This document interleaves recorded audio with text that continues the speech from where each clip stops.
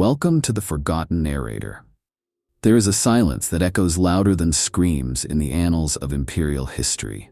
A void not of ignorance, but of deliberate amnesia. The Rangdan do not appear in public archives, not in the teachings of the Adeptus Administratum, nor in the catechisms of the Ecclesiarchy. Their name, when whispered, carries the weight of forbidden knowledge, like a cursed glyph scratched into the foundation of the Imperium itself. It is in that silence that we find the greatest terror. For when even the horrors of the warp are documented, dissected, and ritualized into the Imperial truth, what then are we to make of an enemy so dangerous that its memory had to be extinguished? Not sealed away, not quarantined, obliterated. Some threats to humanity, the Tyranids, the Necrons, the daemons of the Immaterium, are faced with defiance, even when hopeless. But the Rangdan were not merely opposed, they were erased. The mere fragments that remain, cryptic footnotes, redacted battle honors, the haunted recollections of figures like Malcador, suggest something that cracked the very soul of the Great Crusade. It is not the details we know that give the Rangdan their mythic dread, but the stark, echoing absence where those details should be. And it is there, in the blacked-out pages of history, that we begin our descent into the most terrifying war the Imperium ever dared not remember. The Rangdan Xenocides were not just a campaign. They were not a footnote in the grand tale of the Great Crusade, nor a distant brushfire conflict like those that simmered in the Eastern Fringe. No, the Rangdan War was something altogether different. A cataclysm whose shockwaves threatened to unmake the nascent Imperium before it had truly solidified its grip on the stars. Yet even the word Xenocides fails to capture the scale. It suggests a genocide, a one-sided extermination. But what little evidence remains implies something closer to mutual annihilation. Systems vanished, entire expeditionary fleets went silent, Space Marine legions were hollowed out, their banners scorched with blood and psychic ash, and then, nothing. Records end, memory ends. The stars themselves seem to fall quiet. Piecing together the Rangdan Xenocides is like reconstructing a ruined cathedral from a single cracked stained glass shard. But we have those shards. An oblique mention in the annals of the Death Guard, a grim aside from Malcador, a bloodied campaign log half buried in the vaults of Luna. From these, a grim shape begins to form. The war is thought to have lasted decades, possibly centuries. Some scholars believe it may have begun before the Primarchs were even rediscovered, meaning it could stretch back to the earliest, most unstable days of the Great Crusade, a time when the Emperor's armies were bold but brittle, and the stars were filled with horrors not yet named. The conflict was primarily fought in the far northern reaches of the Segmentum Obscurus, a place still scarred by warp storms and astropathic blackouts to this day. The devastation was so absolute that modern Imperial cartographers refer to parts of that region as the Ashen Halo, a stellar graveyard where systems are lifeless, planets are cored like apples, and no signal has been received for 10,000 years. This is not a place of conquest or victory. It is a place of absolute loss. So total was the destruction that some Mechanicum sects refused to navigate the region without ancient wards and silent prayers, as if the Rangdan still wait in the dark. Multiple legions were deployed to the front. We know the Dark Angels were present. Early accounts suggest they bore the brunt of the fighting. Their silence on the matter, even by their secretive standards, is telling. The Iron Hands, too, were believed to have participated, perhaps even alongside now-vanished expeditionary fleets led by unnamed Primarchs. There is a disturbing symmetry here. The Rangdan Xenocides occur during the same chronological window in which the two lost legions vanish from Imperial record. Some argue that this is no coincidence, that those Primarchs and their sons did not fall to heresy, but to the Rangdan. The sheer scale of the fighting broke standard tactics. The Imperial Army's conventional warfare doctrine collapsed under the onslaught. Mechanicum war engines burned in the millions. The Astartes adapted, fought, learned, but not quickly enough. Reports speak of entire worlds glassed in retaliation, of orbital bombardments measured not in salvos but in weeks of sustained fire. And still, the Rangdan came. They moved through the warp, or perhaps around it. Imperial ships were found adrift with their crew intact but mindless, or turned inside out as if space itself had sickened. More than one rogue trader house, ancient beyond reckoning, ends its family tree somewhere in the obscurus. Some with a simple redacted stamp, others with a note, lost to the Rangdan. There are theories, of course, that the war was so brutal, so mind-breaking, that it changed how the Imperium viewed Xenos threats forever. That from this came the Inquisition's xenophobia, the Death Watch's formation, even the Codex Astartes' cold logic. It is possible that Guilliman himself studied the aftermath when crafting his doctrines, using the Rangdan xenocides as the ultimate case study in how not to fight. But others argue something darker, that the Imperium didn't merely lose to the Rangdan, it barely survived them, that the purging of records was not to conceal shame, but to contain infection. That knowledge of the Rangdan, like the knowledge of chaos, has a contaminating effect, perhaps even a mimetic one. And yet, despite this annihilation, the Imperium prevailed. Not in the sense of victory, but of endurance. The war ended, the Rangdan vanished, the stars fell quiet again, though perhaps only because there was no one left to scream. No imperial proclamation heralded the war's end. No triumph was held on Terra. The silence resumed, heavier than before, and the Great Crusade continued, as if nothing had happened. To describe what the Rangdan were is to walk a razor's edge between cosmic speculation and forbidden theology. There is no image, no record, no voxlog or servitor sketch that confirms their appearance. And yet, among the ruins of their eradicated memory, impressions linger. A ghostly fingerprint pressed into the scorched metal of the Imperium's early history. If the Warhammer galaxy is a bestiary of nightmares, the Rangdan occupy the page that was torn out, not to protect the reader, but to prevent infection. Still, the fragments whisper, and from them, we can attempt to glimpse what manner of Xenos nearly brought humanity to its knees. Some say the Rangdan were tall, elegant monstrosities, humanoid, but with elongated forms that shimmered as if reality struggled to anchor them. Others describe them as insectile nightmares, hive creatures with biomechanical shells and glowing organs, capable of adapting in moments to any threat, more fluid than even the Tyranids. But the most persistent theory suggests the Rangdan were something older, not just a species, civilization layered across dimensions.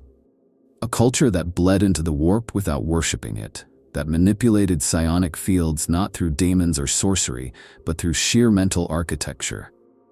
They were not a race, in this view, but an echo of something ancient that refused to die cleanly. If the Necrons are the lords of death, and the Tyranids the hunger incarnate, the Rangdan may have been something akin to inevitability, entropy given thought. Their presence on a battlefield often led to psychic degradation, not just of the astropaths or navigators, but of reality itself. Vox signals collapsed into static, despite functioning systems. Astartes reported hallucinations of being unborn. Commissars and tech priests alike experienced the sensation of drowning in dry air, as if the Rangdan distorted fundamental constants around them. Whether this was intentional, biological, or a byproduct of their mere existence remains unknown and terrifying.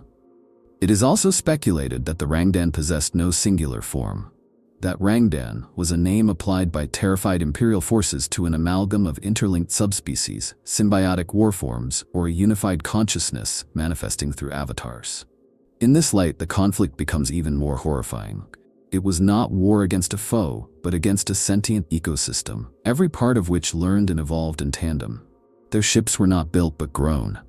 Their warriors were not trained but cultivated.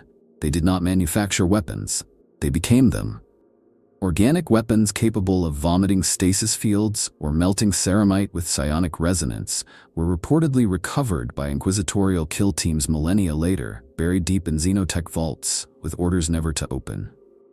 Worse still are the reports, heavily redacted, marked with sigils of the Ordo Xenos, that suggest the Rangdan could manipulate the warp without summoning daemons. Some believe they tapped into the immaterium like a frequency band, pulling power from it the way an alpha-level psyker might, but without opening themselves to possession or madness. This unnatural harmony with the warp horrified the Imperium. It implied a sentient, hostile intelligence that could challenge chaos not with faith or willpower, but with cold, scientific mastery. In effect, the Rangdan were a rival not just to humanity, but to chaos itself. The Rangdan did not speak in languages interpretable by Imperial lex mechanics. Their communication, when intercepted, was described as cascading thought storms, layered ideograms composed of sound, image, emotion, and quantum fluctuation. In one account, an astropath exposed to a Rangdan signal burst into violet flame from the inside out, his soul devoured not by daemons, but by something described only as a singularity of comprehension. That phrase, scratched into the side of a data slate recovered from a crashed Inquisitorial shuttle, remains unconfirmed, but utterly chilling. Perhaps most disturbingly, the Rangdan did not appear to fear death. They did not retreat. They did not bargain. They did not scream. Even when their fleets were torn apart or their constructs shattered, there was no emotional resonance. They died as they fought, as entities beyond our understanding. Some tech priests argue they had no individual consciousness at all, functioning more like living programs embedded within their own biology. Others argue that the Rangdan were post-physical, entities that used bodies the way a human might use a data slate, casually, temporarily. In the end, what the Rangdan were may never be fully known.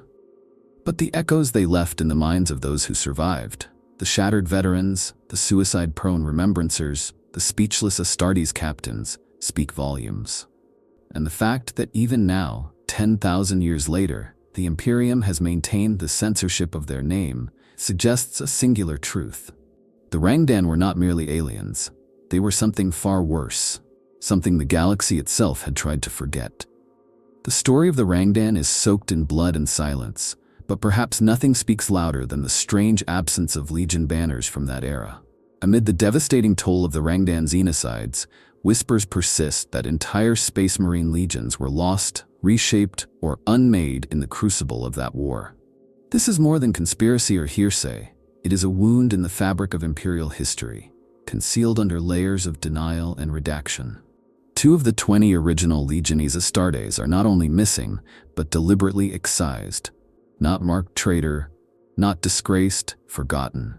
And among the most persistent theories is that their deaths came not at the hands of the warp, but in the blood-slick void of the Obscurus. Devoured by a foe humanity was never meant to understand. The scale of the Rangdan threat alone would justify the deployment of multiple legions. The 1st and 10th, the Dark Angels and Iron Hands, are known to have fought there.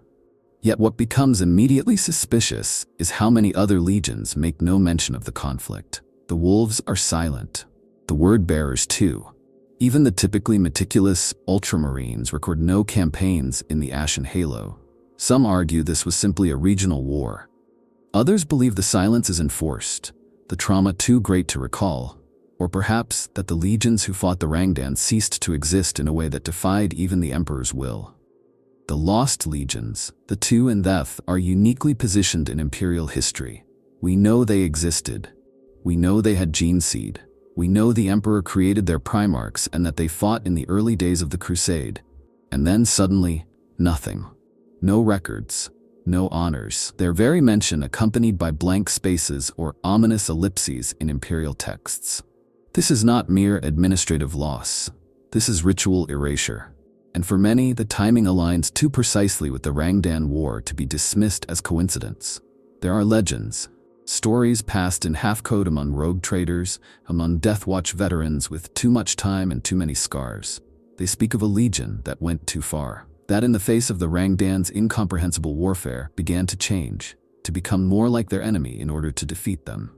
Bioalteration, psychic manipulation, deviations so extreme that even the Emperor, the master of genetic warfare and the creator of demigods, deemed them unnatural.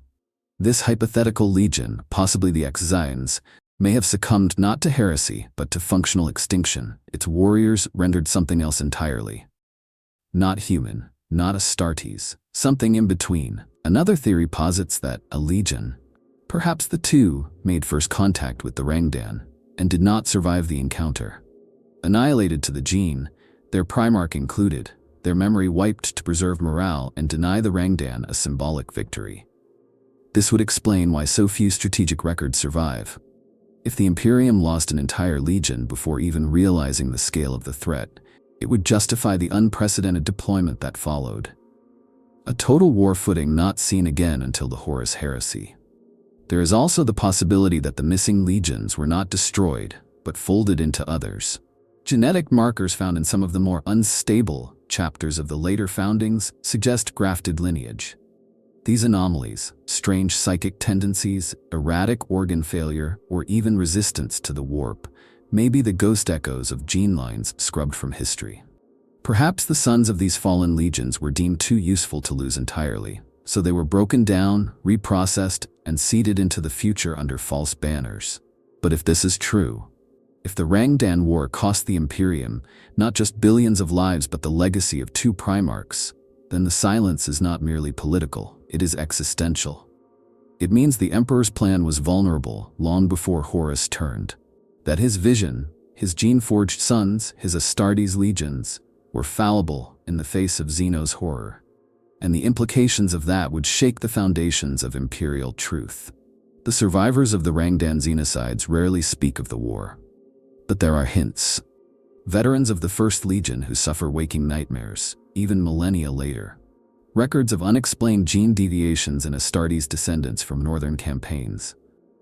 A fragment of a transmission intercepted near the edge of the Halo stars, which reads simply, "The Sons of Dust return, we remember the Rangdan." No context, no origin, no survivors. So perhaps the death of entire legions wasn't just military tragedy. Perhaps it was memory warfare, the kind that rots history from the inside out. The Rangdan may have stolen more than worlds. They may have stolen truth itself. Among the rarest of testimonies regarding the Rangdan is a single phrase attributed to Malcador the Sigillite, spoken in confidence to a remembrancer whose mind later disintegrated into catatonia. The Rangdan were not an enemy, they were a verdict. That line, cryptic and chilling, has been dissected by historians and heretics alike for millennia. Malcador, the Emperor's shadow, was not prone to metaphor. If he uttered those words, it was not as a flourish of rhetoric, but as a warning. A verdict implies judgment, not of humanity's actions, but of its potential. And in the shadow of the Rangdan, perhaps even the Emperor's great dream was weighed and found wanting. Malcador was among the very few who saw the Rangdan threat in full clarity. As the Grand Regent of Terra, he was deeply involved in the logistics and psychic defenses of the Imperium, especially in those early, volatile years. If the Rangdan had abilities that reached beyond the veil of normal perception, if they threatened not only the body but the soul, not only planets but human identity, then Malcador would have known. And it is telling that in all his cryptic warnings, from chaos to the rise of Horus, only the Rangdan are spoken of with this sort of existential finality. It is believed that Malcador lobbied for the complete purging of Rangdan records. Not merely for strategic secrecy, but for metaphysical quarantine. In this view, the Rangdan represented a form of knowledge too dangerous to preserve. Not because it was heretical, but because it was corrosive. Knowledge that operated like a virus, rewriting perception and unraveling stability. If this is true, then Malcador wasn't suppressing information to hide shame. He was fighting a war of reality, and the Rangdan were a weapon against consensus itself.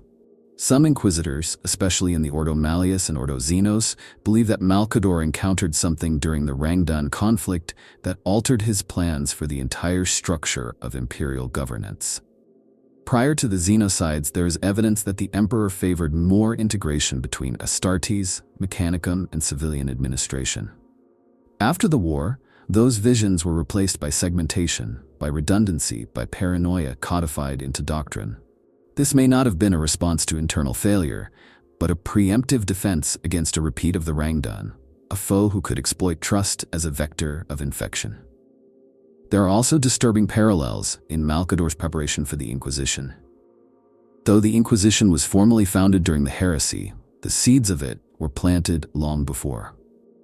Some say that after the Rangdan War, Malcador began recruiting individuals of unique mental resilience, psychers, blanks, cryptographers, long before Horus ever raised his banners. The implication is that Malcador feared something more than treachery. He feared that another Rangdan event could arise, and that only a decentralized, occult-capable shadow organization could hope to contain it. But the most haunting theory is that Malcador came to believe that the warp was not the ultimate threat to humanity. That chaos, for all its infinite malice, was at least understandable. The gods of chaos have form, intent, patterns. They are beings that, however alien, still respond to worship, fear, and manipulation. The Rangdan, by contrast, obeyed no such metaphysics. They did not traffic in corruption or temptation. They simply ended things, not with rage, but with logic. Not through seduction, but by rendering meaning irrelevant. If chaos seeks to rewrite reality, the Rangdan may have sought to delete it altogether. This fear may have influenced the Emperor himself. Malcador's reports, his psychic impressions, his calculations, these could have shaped the Emperor's sudden, severe pivot toward secrecy, repression, and the Primarch Project's acceleration. It may explain why the two lost Primarchs were scrubbed so thoroughly, not just for failure or rebellion, but because their fates were tied to the Rangdan in a way that Malcador judged too dangerous to preserve. Their stories, their legacies, might have become psychic vulnerabilities, threads through which the Rangdan, or their echo, could return. Even the concept of the black ships may be rooted in part in Malcador's Rangdan fears. The harvesting of psychers en masse, the establishment of a transgalactic network of psychic monitoring. These measures are often attributed to anti-chaos strategies. But what if they were also meant to scan for Rangdan signals? Patterns in the minds of humans that echoed those ancient contact scars? A reawakening, not of demonic possession, but of alien recursion. In the end, Malcador's silence may be his loudest statement. He spoke in riddles and hints, but when it came to the Rangdan, even he, the most trusted soul of the Emperor, chose silence. And if a man like Malcador refused to name what he saw, then perhaps it is mercy that we never truly will. If the Rangdan were terrifying in form and purpose, their weaponry was the stuff of apocalyptic legend. Imperial forces, already stretched thin and reeling from the psychic and physical onslaught, reported the use of technologies so advanced, so fundamentally alien, that even the tech priests of Mars were left speechless. And when a tech priest refuses to categorize or label a device, it is not because they are being cautious. It is because they fear it on a level deeper than logic. The Rangdan's tools of destruction were not just designed to kill. They were designed to dismantle the very scaffolding of reality that the Imperium depends upon. The first and most persistent reports speak of entropy fields, localized bubbles of space in which decay was accelerated. These fields were deployed on battlefields where Astartes were in entrenched positions, fortifying ruins or digging into bastions. Within seconds, entire fortresses would rust into flakes, ceramite would crumble, and gene seed would liquefy inside the chests of space marines. Some records claim these fields did not merely speed up time, but invoked a form of quantum rot, where objects and even memories deteriorated together. Whole regiments emerged from these fields alive but empty-eyed, unable to recall their names, their orders, or the fact that they were at war. Then came the psychic obliterators, constructs that didn't fire beams or projectiles but emitted silences. These were not quiet zones, but weaponized absences. Librarians found their powers smothered, their connection to the warp severed by fields of null space that moved like living things. In one horrifying account, a squad of 1,000 Sons Astartes was sent to investigate one such weapon. Their screams were transmitted for 13 hours before their final moments, a cacophony of recursive cries where each Marine seemed to relive their death endlessly. When a recovery team arrived, only a single gauntlet remained, embedded in stone as if the rest of the warrior had been erased from the possibility of existence. Another chilling innovation was the use of synthetic psionic life forms, creatures engineered not for combat, but for psychic destabilization. These things were reportedly captured alive during the early stages of the war and sent to Terra for study. What happened next is unknown, but all records of the biological specimens, and even the custodies tasked with guarding them, cease within hours of their arrival. There is speculation that the creatures emitted not fear, but inversion, turning loyalty into doubt, bravery into dread, and purpose into madness. Some theorists suggest these entities were designed to infect not the mind, but the narrative structure of the enemy's belief. A virus of ideology, seeded into reality by thought alone. The Mechanicum's own accounts, often more clinical, confirm some of the above, but add an additional layer of terror. The Rangdan's technology was self-assembling. Devices were recovered that appeared dormant, but when exposed to human thought or attention, began to reconfigure themselves. In one infamous case, a recovered Rangdan engine from the Battle of Althex 9 transformed mid-transport, altering its mass and geometry until it unfolded into what appeared to be a gateway. The magos in charge of the study vanished. His remains were discovered 3 days later, folded into a single cubic meter of flesh and armor, perfectly preserved, yet biologically lifeless. The gateway was then jettisoned into a star. There's also mention of time dilation torpedoes, Rangdan munitions that didn't explode on impact, but instead created pockets of slowed or reversed time. These were deployed with surgical cruelty against retreating Imperial forces. Astartes running for cover would suddenly find themselves caught in loops, each step repeated endlessly until exhaustion took them. Ships caught in the effect reported contradictory time signatures, with crew aging decades in seconds, while others remained untouched. The effect created battlefield chaos so severe that some Imperial commanders began advocating the use of exterminatus preemptively, just to deny the Rangdan their experiments. And then there were the dream engines. These are perhaps the most horrifying of all. Described in only 2 surviving documents, both recovered and sequestered by the Ordo Chronos, the dream engines were not weapons in the conventional sense. They were planetary installations, the size of cities, discovered on worlds already silenced by Rangdan assault. No conventional signs of destruction, no orbital strikes, no mass graves. And yet, every living creature was dead, not visibly harmed, but utterly mindless, as if their inner selves had been harvested. These worlds remained in perfect stasis, their populations seated at tables, lying in beds, standing in frozen mid-action, their eyes empty. The dream engines pulsed in silence, emitting low-frequency harmonics and radiant patterns that defied cataloging. The worlds were declared forbidden zones, later rendered into dead moons via cyclonic torpedoes. But the dream engines? No one knows what they were truly for.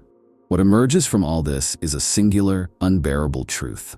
The Rangdan did not build weapons to win wars. They built instruments to rewrite what a war was, to destabilize causality, to poison thought, to destroy not just armies, but the very idea of resistance.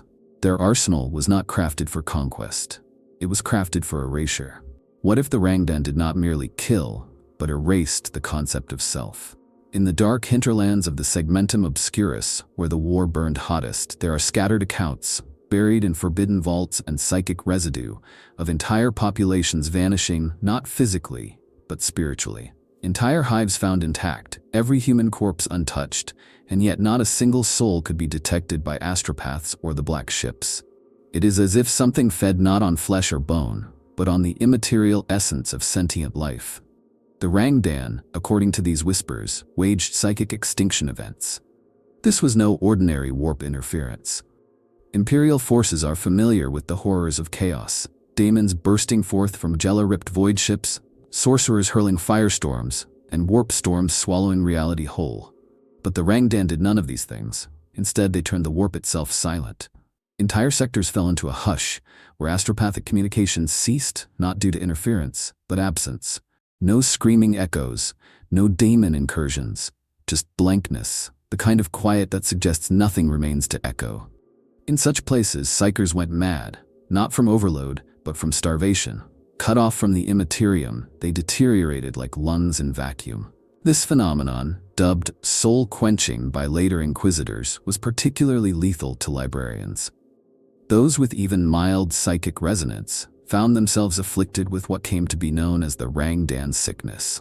Symptoms included a progressive dulling of thought, a loss of empathy, and eventually the inability to recognize one's own name.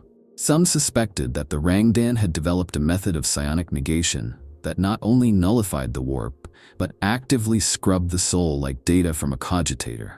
This wasn't sorcery, it was psychic engineering. A deliberate and clinical deletion of what makes sentient beings whole. The Thousand Sons, always eager to explore new psychic phenomena, reportedly lost an entire detachment in a failed attempt to contain one such quench zone. When they entered the region, they transmitted a series of glyphs that do not match any known Astartes communication code. The only decipherable word, repeated dozens of times, was mirror. They did not return. What was recovered of their bodies was catalogued under severe quarantine. Their flesh was pale and brittle, but their brains were intact, completely unmarked by physical trauma. And yet, when subjected to psychic probing, not a single echo remained. No memories, no essence, just organs. There is a horrifying implication here, that the Rangdan understood the warp in a way that neither worshipped it, feared it, nor exploited it. They cancelled it, rendered it inert. They did not suppress psychers the way Tulexis assassins do with their null fields. They rendered the entire concept of psychic energy moot. If the warp is a reflection of emotion and thought, then the Rangdan may have discovered how to sever that mirror, shattering the symbiosis between reality and its echo. In this view, every death they caused was not just a physical end, but a metaphysical reset. This would explain the eerie condition of Rangdan battlefields. No demonic taint, no psychic residue, no warp echoes. Even chaos seems to recoil from the territories they once held. There are apocryphal stories that demons will not enter Rangdan tomb worlds. That when summoned there, they simply vanish, not banished, but deleted. And if chaos fears anything, it is oblivion without narrative. The warp thrives on story, on meaning, on emotion. The Rangdan offered none. They did not corrupt meaning, they eliminated it. The psychological toll on Imperial forces was devastating. Even hardened Inquisitors reportedly suffered existential breakdowns when exposed to Rangdan echo zones. The most terrifying reports came from those who survived, officers and Astartes who, after exposure, ceased to believe in the Emperor. Not out of heresy, not from rebellion, but because they no longer had the emotional architecture to comprehend faith. As if their belief organ had been cauterized. Chaplains called this the hollowing, and those afflicted were quietly executed or sent to the Ordo Hereticus for soul reintegration. A process that rarely succeeded. The ultimate fear, whispered in the darkest corners of the Inquisition, is that the Rangdan's psychic extinction events were not just attacks. They were tests. Probes. That the Rangdan were not interested in conquest, but in observing how different species responded to metaphysical collapse. And that perhaps they succeeded. Perhaps they found something in the human soul worth unmaking. The shadow of the Rangdan did not simply pass. It lingered, twisted, poisoned. Among the many overlooked consequences of the Rangdan xenocides lies a subtle, insidious thread. The psychological and philosophical toll it exacted on the warriors who fought in that war, especially the Astartes. And in that wound, some whisper, were sown the first seeds of heresy. It begins with the simple observation that those legions deployed against the Rangdan, particularly the 1st and 10th, emerged changed. Not just bloodied or traumatized, but altered at a foundational level. The Dark Angels became more secretive, even paranoid, burying truths deeper than any chapter thereafter. The Iron Hands grew colder, more ruthless, obsessively embracing mechanical purity in a way that alienated them even from their fellow legions. It is as though the Rangdan shattered something in them. Not their loyalty, but their faith in humanity's innate superiority. Consider this. The Great Crusade was not just a military campaign.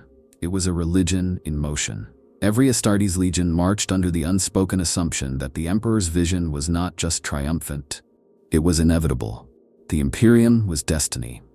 But the Rangdan proved otherwise. They proved there were enemies out there not impressed by gene-forged suns or golden banners. Enemies who fought without hate, without fear, and who won battles not by superior firepower, but by annihilating meaning itself. That revelation broke something in the warrior philosophers of the legions. In the Rangdan conflict, some Astartes began adopting increasingly radical doctrines, not just tactical but metaphysical. The idea that perhaps the Emperor was not the apex of human evolution, but a first attempt. That perhaps survival required more than loyalty. That maybe change, fundamental, even heretical change, was the only rational response to an enemy like the Rangdan. These notions weren't spoken aloud, not then. But in quiet moments, in starlit silence above corpse worlds, warriors of steel and pride began to doubt. And doubt, as the galaxy would learn, is fertile ground for sedition. There are rumors that the word-bearers, long before their formal chastisement, encountered Rangdan artifacts that profoundly disturbed their cultic leanings. Some believe their descent into worship of chaos began not with Lorgar's apostasy, but with the hollow revelations of the Rangdan War. That in witnessing a foe so devoid of spiritual resonance, so alien to even the notion of godhood, they recoiled into the only divine structure they could grasp, the ruinous powers. Likewise, there are theories that the Alpha Legion's obsession with secrecy and shadow play may have its roots in the Rangdan campaigns. That they learned from the enemy not just how to operate in obscurity, but how to manipulate perception itself. To use information as a weapon more devastating than any bolter. Their entire doctrine, built on misdirection and illusion, may have been a cruel echo of Rangdan tactics, repurposed for a human agenda. And then there is the most disturbing possibility, that some legions didn't just learn from the Rangdan. They sympathized with them. Not ideologically, not politically, but metaphysically. A terrible recognition that the universe is vast, indifferent, and full of things that do not care whether humanity wins or loses. And in that revelation, some began to see the Imperium not as a shield, but as a prison, a fragile illusion of order in a galaxy built for entropy. The heresy, then, was not born from jealousy or ambition. It was born from despair, a despair that began in the ashes of the Ashen Halo. It's worth noting that the traitor legions who turned during the Horus Heresy had for the most part no formal contact with the Rangdan conflict, but their philosophies, their doubts, their ideologies, all reflect themes introduced by the Rangdan experience: rejection of imperial dogma, embrace of alternate truth, manipulation of belief. Even the Primarchs themselves may have been infected not by warp-born whispers, but by the emotional echoes carried back by their brothers who fought in that war. And what of those who did not turn but still changed? The Dark Angel's obsession with secrecy, the Iron Hand's rejection of flesh, the Death Guard's stoicism, the Raven Guard's preference for absence. All can be interpreted as scars not from chaos, but from the Rangdan. Scars left by an enemy who fought not to conquer but to unmake. Scars that never healed. Scars that festered until brother turned on brother. In this light, the Rangdan are not just a long-lost threat. They are an invisible actor in the galaxy's greatest tragedy, the unacknowledged catalyst, the ghost in the heresy's machine. The Rangdan War ended not with victory, but with silence. And as is often the case in the Imperium, silence demands enforcement. When the last Rangdan fleet was atomized or vanished, and the stars of the Ashen Halo flickered into lifeless cold, the battle for history began. The purging of knowledge was not an afterthought. It was policy, swift, absolute, and merciless. The kind of purge not executed with bolters or flamers, but with red ink and memory erasure. And when the Administratum purges something this completely, it is not to protect the ignorant. It is to protect the entire species from a truth too corrosive to endure. The earliest signs of the purge can be traced to the Mechanicum, whose data vaults contain references to Protocol Morse Rangda, a command string that, when activated, initiates total deletion of specified data clusters, followed by the execution of all personnel involved in its study. The existence of such a protocol implies not just secrecy, but active fear. It was not enough to hide Rangdan data. Anyone who attempted to understand it had to be destroyed. The only other Xenos category with such protocols is the Necrons, and even they are not spoken of with the same trembling revulsion. Within the Imperial archives, gaps bloom like wounds, entire campaign records blacked out, fleet registries marked absent, decorations and battle honors redacted or reassigned. The most jarring omissions are in the histories of the Astartes legions. Battle brothers who fought at the height of the Rangdan Xenocides are listed as having no active combat during this period.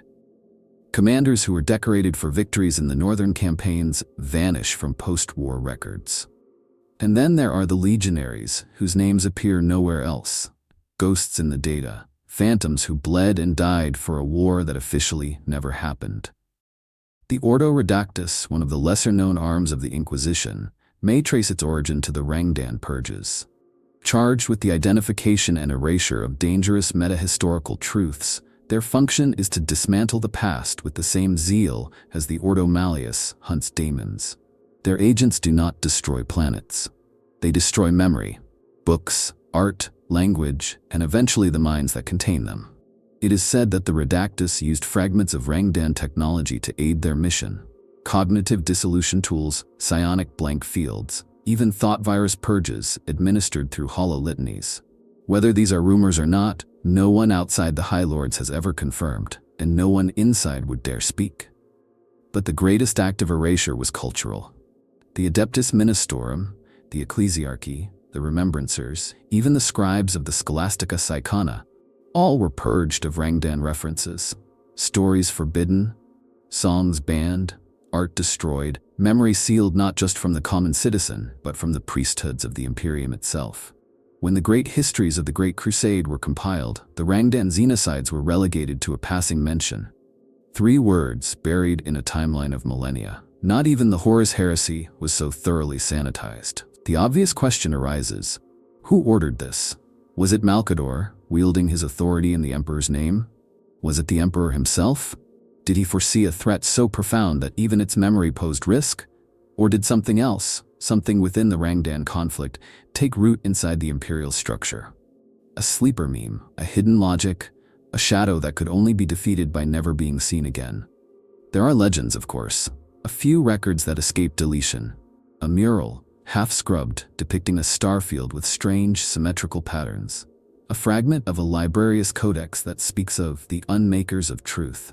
An astropathic scream, recorded and played backwards, that ends with a voice whispering, "You are not prepared to remember us."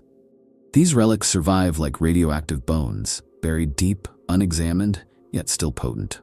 Some Inquisitors argue they are bait, others that they are warnings, and some believe they are simply remnants. Unkillable truths, too stubborn to die. In the end, the purge of Rangdan knowledge was not just a strategic decision. It was metaphysical warfare.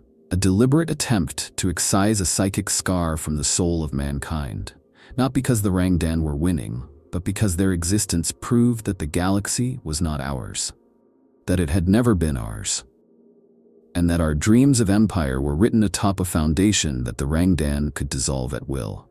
Of all the countless terrors that haunt the stars of the Warhammer galaxy, only a handful can be traced to the ancient epoch known as the War in Heaven. A cosmic cataclysm fought between the Old Ones and the Necron-Tyre, long before humanity first lit a fire on Terra. Most Xenos threats are echoes or remnants of that war. The Eldar, shaped by the Old Ones, the Orcs, engineered as psychic shock troops, the Necrons, ascended as soulless lords of undeath. But what if the Rangdan were not just another alien race, but something worse, a living scar from that age, a failed countermeasure, or a forgotten experiment gone feral? It begins with the disturbing notion that the Rangdan exhibited traits inconsistent with natural evolution. Their mastery of the warp without chaos, their psychic extinction fields, their reality-warping weapons, these are not the tools of a civilization climbing toward the stars. They are the artifacts of a species that had already ascended, already peered into the heart of the galaxy's divine engine, and recoiled. Some xenoarchaeologists, operating in exile or under the protection of radical inquisitors, believe the Rangdan may have been a splintered fragment of the Old One's last desperate creations. Not servants, not soldiers, but corrections. A last-ditch attempt to purge the mistakes of their own galactic engineering.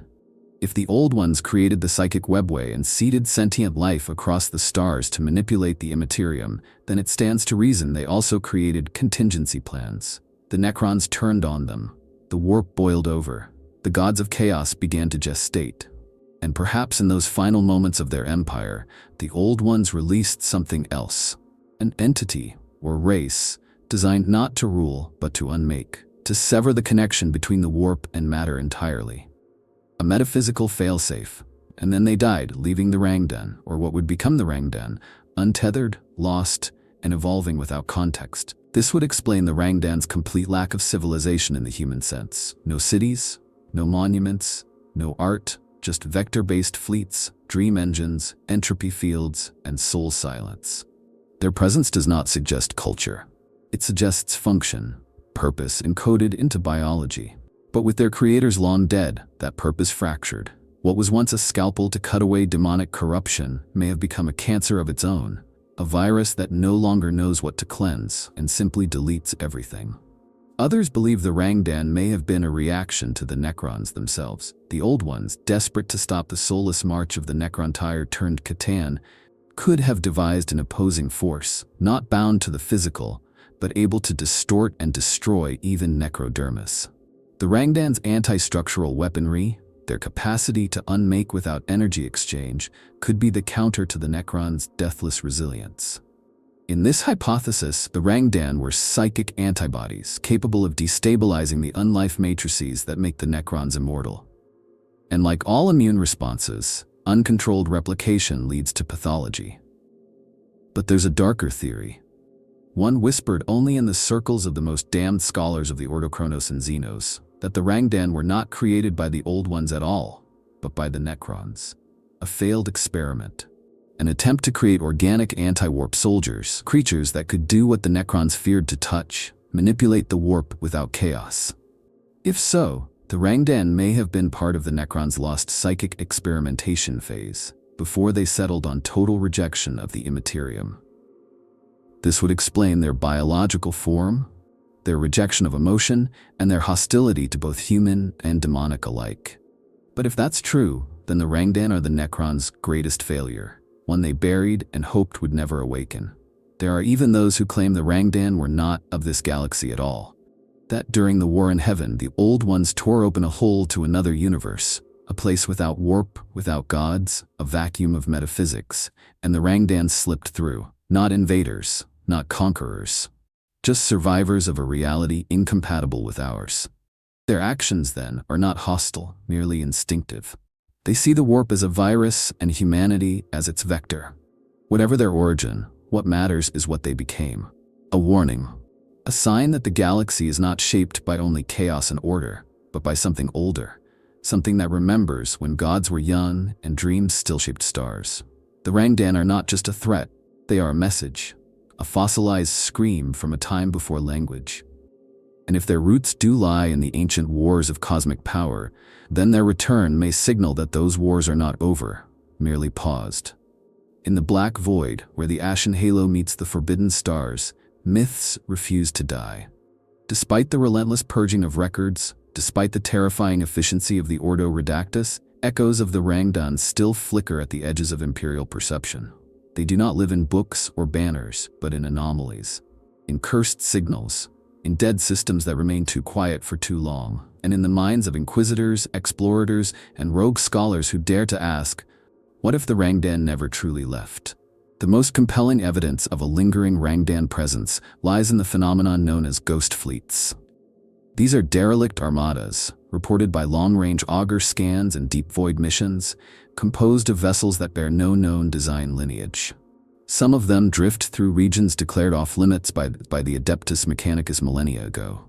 Some flicker in and out of warp real space without proper Geller fields. There are even accounts of entire Mechanicus research ships vanishing after intercepting ghost fleet data, not due to warp storms, but due to cognitive collapse. The last thing received is often a sound, a single chime, or an inverted vox pulse that, when analyzed, matches no known frequency. Worse still are the worlds. Throughout the segmentum obscurus, there are planets that cannot be charted, not because they move, but because they refuse classification. Instruments fail, language degrades, even automated servitors return corrupted. These so-called zero-index worlds are thought to be sites of Rangdan dream engine residue, installations long dormant, yet still broadcasting in ways the Imperium does not understand. One such planet, Caratrix M, was surveyed by a Deathwatch kill team in M36. Their final report consisted of a single picked capture. A city made of light, hovering above a still ocean. The team's gene seed was never recovered. The world was later declared conceptually hostile. And then there are the vaults. Buried in the deepest catacombs of Terra and Mars are artifacts too dangerous to destroy. Relics from the Rangdan Xenocides kept under stasis lock, guarded by silence and fear. A single vial containing Rangdan biomass is stored in Vault 9-6 of the Ordo Xenos. The fabric of the vial is unknown. The contents shift in color and mass based on who observes them. The Inquisitor in charge of containment reportedly mutters to himself, repeating only, "It wants to go home." The last acolyte assigned to the vault cut her own tongue out and wrote 3 words in her blood, "It dreams us." Some believe the Rangdan are not extinct but slumbering, that their biology is not constrained by time the way ours is. They may hibernate not in physical stasis, but in conceptual dormancy, retreating from memory, waiting for the psychic climate to become favorable. In this theory, humanity's increasing reliance on the warp, its rising psychic saturation, is not a defense against the Rangdan, but a beacon. We are, unwittingly, summoning them back. There are fringe cults in the Halo stars who worship the Rangdan as gods, not out of reverence but fear. These cults build temples without geometry, speak in recursive tongues, and practice memory obliteration rites. They call the Rangdan the pale direction, the soft zero, or those before math. Some even claim the Rangdan are not singular entities but rather a returning logic, a cosmic function rebooting across the galaxy one thought at a time. Imperial authorities deny all of this. The ecclesiarchy brands it heresy.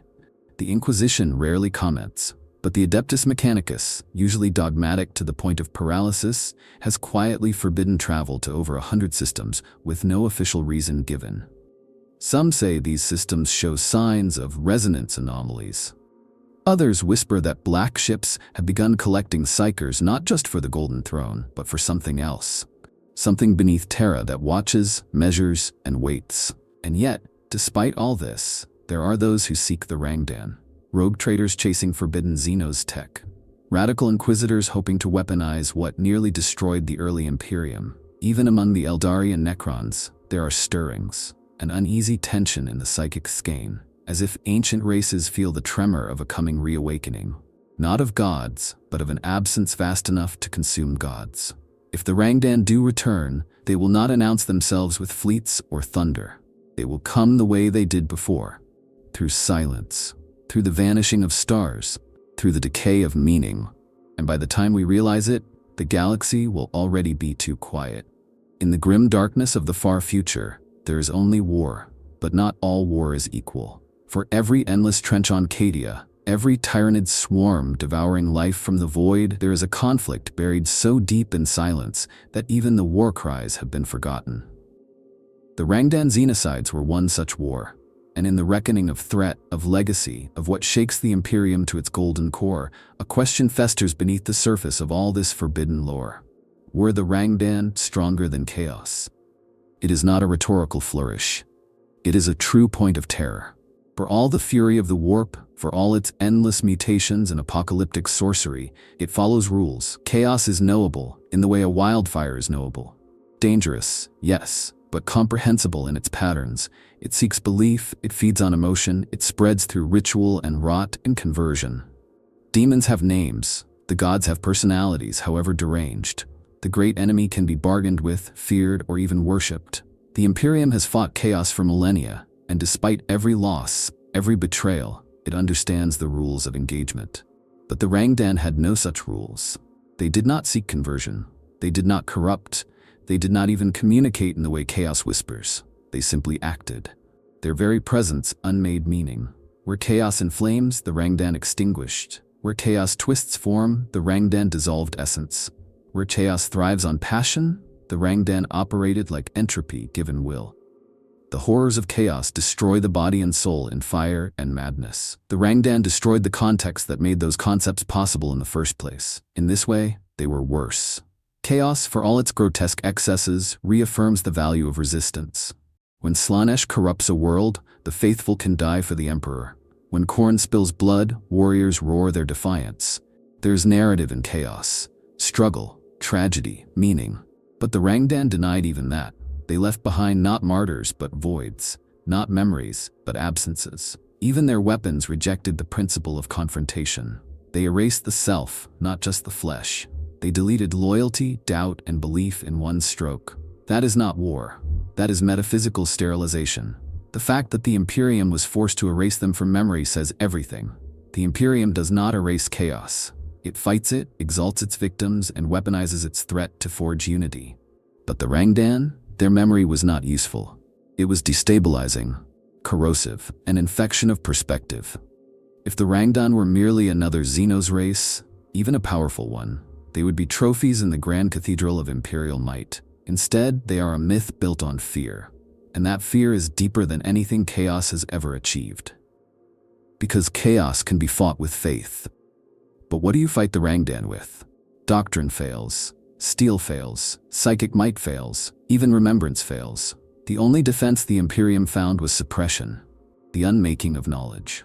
And in that act, the Imperium committed its most damning confession, that it too is fragile, that there are threats beyond even the Emperor's reckoning, that there are enemies which cannot be slain, only forgotten. If they ever return, it will not be as monsters, it will be as silences.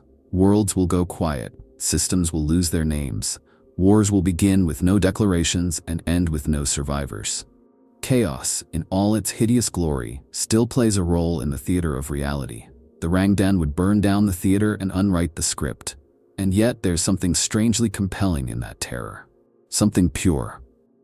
The idea that even in a galaxy of gods and monsters, something still lurks in the deep. Something that frightens even the nightmares. The Rangdan remind us that the universe is not ours, that we are not the center of the story. And perhaps that, more than anything, is why they had to be erased. Because in the end, the Imperium can tolerate heresy, mutation, and even demonic apocalypse, so long as someone is there to record it, to suffer, to praise the Emperor as the flames rise. But it cannot tolerate a foe that offers no story, no meaning, no end worthy of a song. That is what makes the Rangdan the greatest threat the Imperium has ever known. And that is why we must never forget what we were told to forget. Some threats die in battle. Others metastasize into institutions. While the Rangdan were erased from history, their echoes remain, not in memory, but in the very tools the Imperium now calls sacred. Hidden beneath vaults of holy dogma and misattributed relics lie the fingerprints of a war that never officially happened. And nowhere is this more visible than in the rise of anti-warp technologies, doctrines of psychic sterilization, and the quiet proliferation of devices too sophisticated for modern mechanicus fabrication. These are not inventions, they are inheritances. Leftovers from the Rangdan War, legacy repurposed into litany.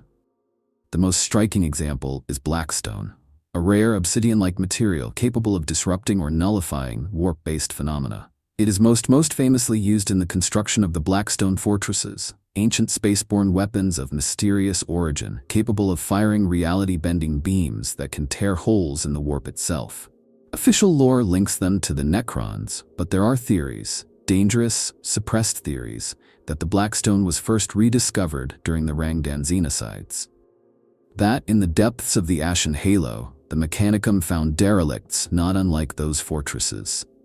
Structures made of non-atomic geometry, devices which bent causality around them, not as a weapon, but as a byproduct of their existence. Some Inquisitors believe the early Imperium reverse-engineered much of its warp suppression capabilities from Rangdan artifacts. Gellar fields, once thought to be purely Imperial inventions, may in fact have origins in repurposed Rangdan technology. There's one particularly compelling document, archived only in the Nocturne Vault of the Ordo Malleus, which details a Gellar field variation used during the late Xenocides. This version did not repel demons. It denied their manifestation altogether. A silence field, not a barrier. It reportedly drove navigators blind and rendered astropaths mute. But for a brief moment, ships using it traveled through the warp as if the Immaterium had never existed. That technology was lost, of course, or buried. But its influence lingers in other strange corners of the Imperium. Consider the development of the Culexis Temple. Assassins who are blanks, nulls, untouchable by psychic energies. Their origins are shadowed, their training facilities doubly hidden.